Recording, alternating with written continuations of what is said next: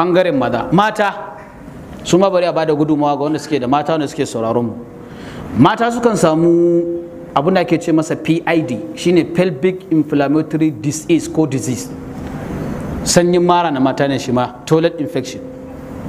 Za a ga mace son kowa kin wanda bai samu, ga ta kyakkyawa, ga ta dire kamar dirin Coca-Cola, amma fa ba ta da lafiya a harkan jima'i ko harkan saduwa. To malaman musulun suka ce mace duk bushewanta ko kunne ne ita ƙarshen bushewa. An ji? To ga abin da za ta hada a gida ta nema, ita ma ta samu zuma mai kyau, ta tabbata zuma ne mai kyau.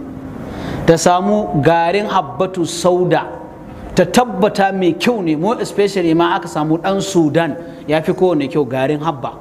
Sai garin hulba. Gudun garin habbatu sauda din kada a je a sayi mara kyau, sai mutum ya sayi 'ya'yan ya nika. To duk macen da ta samu garin habban nan ta dan sa shi a wani dan container kaɗan kamar cokali, garin hulba cokali ɗaya, an ji ko?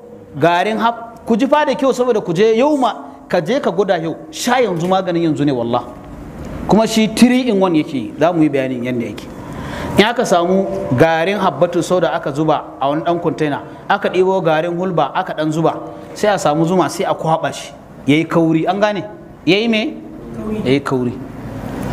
Sai a lakuce shi haka da kaurinsa, mace ta shafa a gabanta can, ta bar shi nan da awa 1 zuwa 2 ta ga abin da zai biyo baya. Na farko yana kashe discharge na gaban mata, farin ruwa yana hana shi zuwa, yakan kashe wannan abin da yake kosin ɗinsa.